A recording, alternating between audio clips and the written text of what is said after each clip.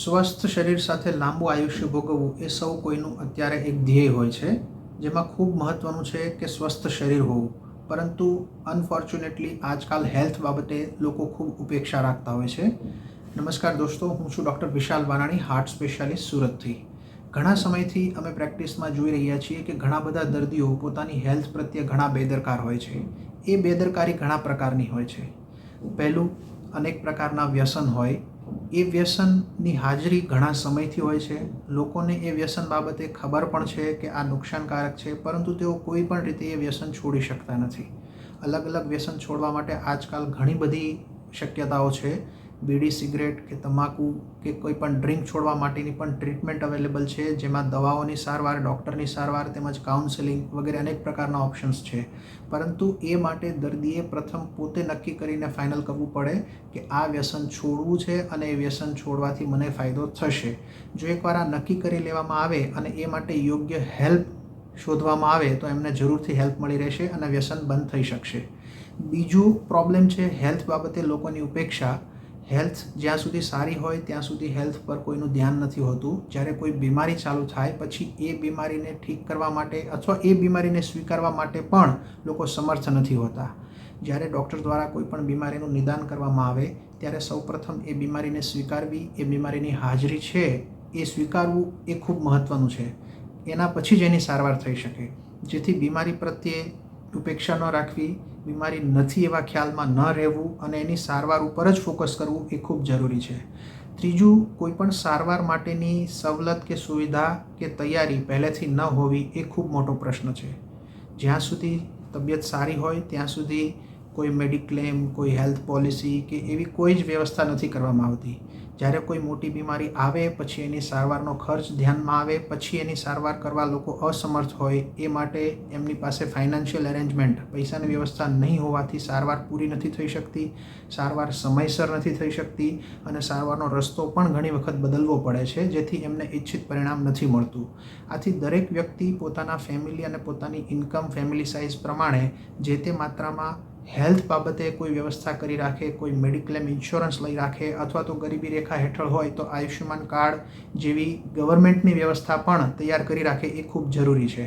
ઘણીવાર ખૂબ ગરીબ લોકો ટ્રીટમેન્ટની જરૂર પડે અચાનકથી, ત્યારે એમને કોઈ પણ સારવાર માટે કોઈ પણ યોજના કે સરકારની યોજનાનું યાદ આવતું હોય છે. પરંતુ આ વ્યવસ્થા પહેલેથી કરી રાખવામાં આવે તો તાત્કાલિક ધોરણે સારવાર મળી રહે અને આપણી તબિયત પણ સુધરી શકે.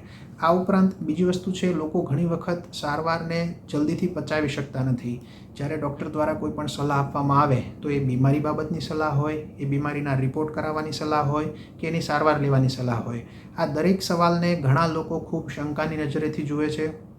1, 2, 3 ડૉક્ટર પાસે અલગ અલગ જગ્યાએ ઓપિનિયન લઈ સરવાળે પોતે ત્યાંના ત્યાં જ રહે છે, સારવાર નથી સ્વીકારતા. તો કોઈ પણ બીમારી અને એની સારવાર અને એના રિપોર્ટ કે ટેસ્ટ, આ દરેક વસ્તુ તમારા કોઈ પણ ઈચ્છિત ડૉક્ટરની સલાહ પ્રમાણે ચાલવું એ ખૂબ જરૂરી છે. ઘણા બધા ડૉક્ટર કે ફાઇલ બદલાવ્યા પછી પણ જો આપણે કોઈ રસ્તે ચાલવાનું ચાલુ નહીં કરીએ તો બીમારીમાં કોઈ રિઝલ્ટ મળવાનું નથી. એટલે કોઈને સ્વીકારવાની વૃત્તિ ન હોવી એ પણ એક ખૂબ મોટો પ્રશ્ન છે. આ ઉપરાંત એક નવો પ્રશ્ન એવો પણ દેખાય છે કે દર્દી અને એમનું ફેમિલી એ ઘણી વખત બીમારી અને સારવાર બાબતે ખૂબ સેન્સિટિવ હોય છે, પોઝિટિવ હોય છે અને સારવારના રસ્તે ચાલવા પણ માગે છે. પરંતુ ઘણી વખત એમના કહેવાતા હિતેચ્છુઓ અથવા તો એમની સાથે આવેલા ઘણા બધા આસપાસના પડોશી, સગા સંબંધીઓ એ એમની સારવારને અન્ય રસ્તે લઈ જવા અથવા તો પોતાની સુપિરિયોરિટી બતાવવા કે હું તમને હેલ્પ કરું છું એવું જતાવવા માટે એમને તાત્કાલિક ધોરણે સારવાર નથી લેવા દેતા. આવું મેં ઘણી વખત જોયું છે. જ્યારે અડધી રાત્રે ઇમરજન્સીમાં હાર્ટ એટેક સાથે દર્દી આવે તો દર્દીના વાઈફ અને પુત્ર આ લોકોને તો માત્ર દર્દીની તબિયત બાબતે જ સંબંધ હોય છે. એઓ તાત્કાલિક ધોરણે દર્દીની સારવાર કરવાની જ ઈચ્છા રાખતા હોય છે. પરંતુ સાથે આવેલા ઘણા બધા પાડોશી મિત્રો એ લોકો અલગ અલગ પ્રકારના વિચારો લઈ અને ટ્રીટમેન્ટને ડિલે કરાવે છે, ડાયવર્ટ કરાવે છે કે ચાલો હું તમને મારા ઓળખીતા ડૉક્ટર પાસે, મારા ઓળખીતા હોસ્પિટલ પાસે લઈ જાઉં, અથવા તો તમે આનું સારવારનો કેટલો ખર્ચ કહો છો, એટલો ખર્ચમાં કંઈ ઓછું થશે કે નહીં, એ ખર્ચમાં તમે કેટલું કરી આપશો. એવી અનેક પ્રકારની અન્ય વાતો વચ્ચે લાવી અને સારવારને ડિલે કરાવે છે, જેથી કોઈ પણની હેલ્પ કરવા જતી વખતે અથવા તો મેડિકલ ટ્રીટમેન્ટમાં સલાહ આપવા જતી વખતે એ ધ્યાન રાખવું જોઈએ કે દર્દીની તબિયત એ જ ખૂબ ઇમ્પોર્ટન્ટ છે, એના સિવાયની દરેક વાત ઓછી ઇમ્પોર્ટન્ટ છે, ખાસ કરીને ઇમરજન્સી વખતે. આ એક દૂષણ ઘણી બધી વખત જોવા મળે છે, જે માત્ર ડૉક્ટરના ધ્યાનમાં આવે છે, લોકોના ધ્યાનમાં ઓછું આવે છે. આ દરેક બાબતે જો સાવચેતી અને ધ્યાન રાખવામાં આવે તો દરેક વ્યક્તિ પોતે સ્વસ્થ આયુષ્ય, લાંબુ આયુષ્ય અને સારા શરીર સાથે ભોગવી શકે છે. આથી આ બાબતોએ આપણે ખૂબ જાગૃત રહીએ અને આપણી આસપાસ અને ફેમિલીના લોકોને પણ જાગૃત કરીએ એ ખૂબ જરૂરી છે.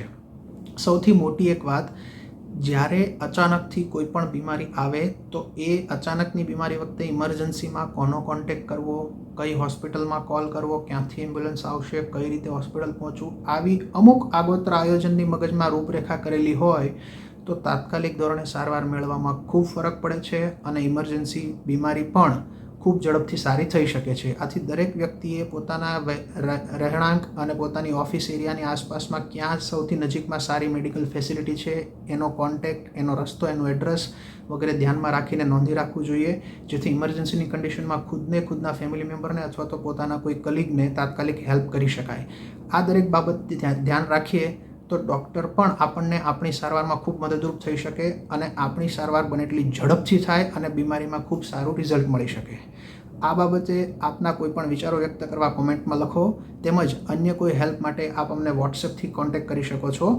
યુટ્યુબ, ફેસબુક અને ઇન્સ્ટાગ્રામ પર આ પ્રકારની તમામ માહિતી માટે અમારી સાથે જોડાઓ. Thank you.